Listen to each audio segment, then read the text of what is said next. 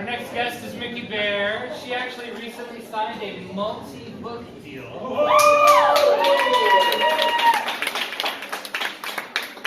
But she's going to be reading an excerpt from one of those books starting at the beginning. So it doesn't need an introduction. This is book one, Society of the Sentinelia, and it will be released on May 27th. Congratulations.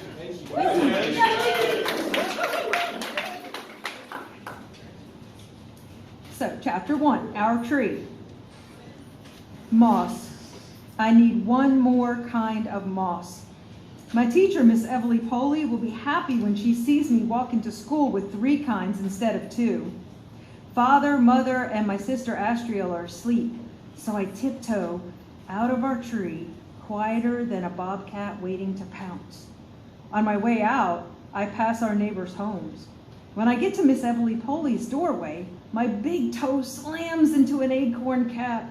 My hands cover my ears, my eyes scrunch shut. With all the quiet around me, the cap bouncing off the wall sounds like a clap of thunder. When I'm sure no one woke up, I creep to the knothole, look around to make sure I'm safe, and then glide out of our colony's tree. Miss Everly Poley says moss likes water, so I fly closer to the river. It's still dark and damp, but the sun will be up soon. I have to hurry. Dewdots, bright green bunches of fern leaves, speckled gray rocks poke out of the ground. Just over a dead tree trunk covered in white lichen, I see something. There it is, puffy light green moss. I land next to it. Some of it's bigger than me. Mounds grow tall on this smooth rock near the bottom of the tree. It's a whole moss colony. Careful not to crush any. I step between the heaps. Above me, the tree trunk groans in the wind. Bare branches sway. The sky is getting brighter. Grum! My hands fly up to my ears again. The noise, it's so loud, worse than thunder. There's a horrible smell, too. I squat down in the moss. The grum sound won't stop. Then, brang, brang. What's that? I keep my hands on my ears, but the noises are too loud. The grum doesn't stop, and the brang clacks like a bird in danger, only it's so much louder than a bird that my ears ache. I curl up in a ball and hide under my wings. I wish I stayed in bed, at home near Astriel. She'd make me feel better. Crack! The branging stops. Ba-boom! Everything shakes. The ground, trees, moss, the rock shivers. There's a shrill scream. My eyes dart this way and that. It's me. I'm screaming. I jump to my feet. I have to fly home. I push up through the air toward my colony. Before I get there, I see them. Big human machines. And humans. And Mother, Father, Astriel, I scream their names and then scream them again. Our tree, our colony, our home, it's all smashed to the ground. I squat on a branch and look all around. Where did they go? I don't see any Scrabins anywhere. Not one person from my colony. They must be nearby. I'll just wait. But I can't wait in this tree. The humans might smash it down too. I hurry back to the moss and hide and cry. What if... No, I shake my head. They're fine. They got out. They just need to find me. There must be a safe place to wait. The mossy mounds can't protect me from hawks or snakes or cats. The bank of the river is better. My body shakes worse than a leaf before a storm. Above me, a robin zooms by, followed by another.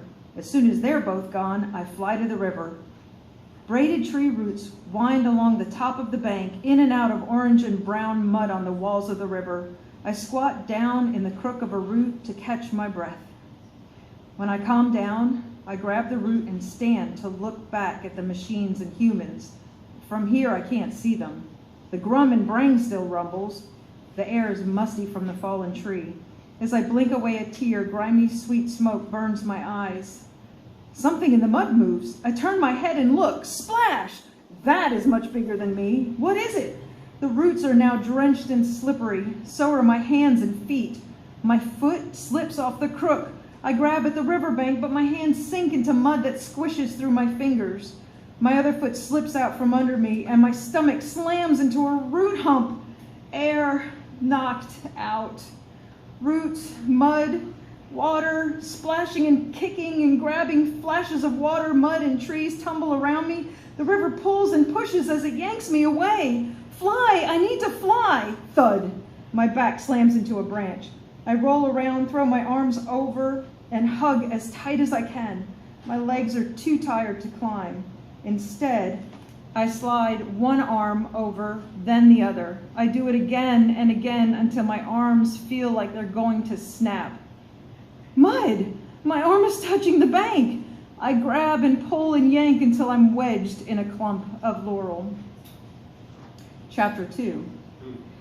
Zara meets Danny. The human girl sits cross-legged next to the river on a smooth gray speckled rock. She's twisting the end of one of her braids between her fingers. My neck feels hot and my hands shake. I'm afraid of humans. The first time I saw this one from the birdhouse, a chill bolted up my spine and my throat dried up like an autumn leaf. She's not as terrible as I expected. I've never seen her do anything bad. As she watches water lap against the rock and plays with her hair, she doesn't look like a scary creature, but she is big. Water sprays up and splatters her pants with dark spots. Those spots are going to be completely dark when the rain starts. I look up at the sky. Gray clouds will be here soon. My frog-like feet, all scravens, have legs and feet that resemble a frog, but we're not frogs. Are periwinkle blue like the rest of my skin. They stick out against the brown and black decaying stump where I sit behind a dried up leaf. My brown top and tattered gray skirt, the same gray as the color of my hair, help hide me, but any moment now, the human is going to see my blue feet. I slide down the side of the stump and stand on the soft, crumbly earth. There's a loblolly pine cone on the ground. I scoot behind it for cover. There's also a pin oak tree a few steps away with roots jutting into the river. I could hide there and scurry back home. No. If I leave right now, she'd never know I was here. I need to meet her. I need her help. Squawk! Mr. Robin zooms through the yard and into the branches of the pin oak. He followed me? I shake my head. Mrs. Robin joins her husband. They swoop between the human and me. The girl's eyes lock onto mine. I can't hear the river, just my pounding heart. I can't see the sky, only two giant green eyes staring into mine. Tingles burst through my spine like they did the day I first saw her next door. Where are my words? I suck in a mouthful of air and push it past my twitching lips. Hello? My name is Zara. The girl doesn't move. The space between her round green eyes and my much smaller amethyst eyes is crushing my courage. Thoughts of my parents and sister flash through my mind. I can do this. I have to. Zara, my name. I step away from the stump.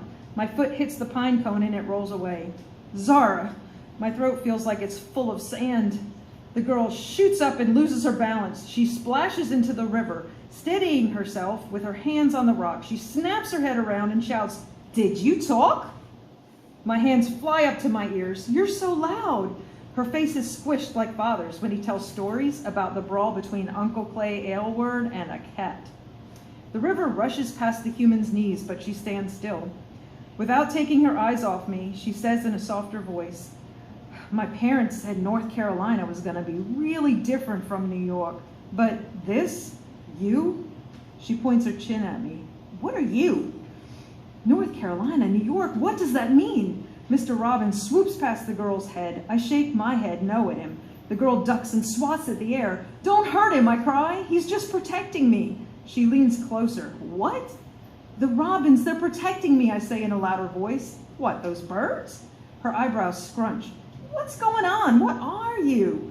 Mother and father told Astriel and me over and over that only special adult humans know about scravens, and only adult scravens get to visit with those humans.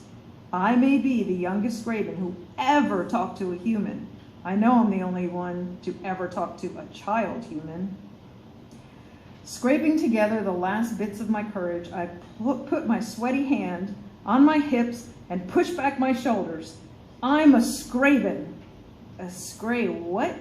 Her eyes are squinty now. Scraven, I repeat. I stomp my foot and stare. I've never heard of a Scraven. Is that even a real thing? She rubs her eyes, blinks, looks up and down the river, and then at me. My heart thumps against my ribs and my neck burns hot. Yes, it's real. I point at my chest with my thumb. I'm real. This is my first conversation with anyone since my family's home was destroyed. It's going all wrong. The days right after are a blur of shadows in my head. Somehow I ended up in the Robin's birdhouse in the backyard next door to this human girl. They're birds. They chirp, sing, and sometimes squawk. But Mr. and Mrs. Robin don't talk, and I doubt they can help me find my family.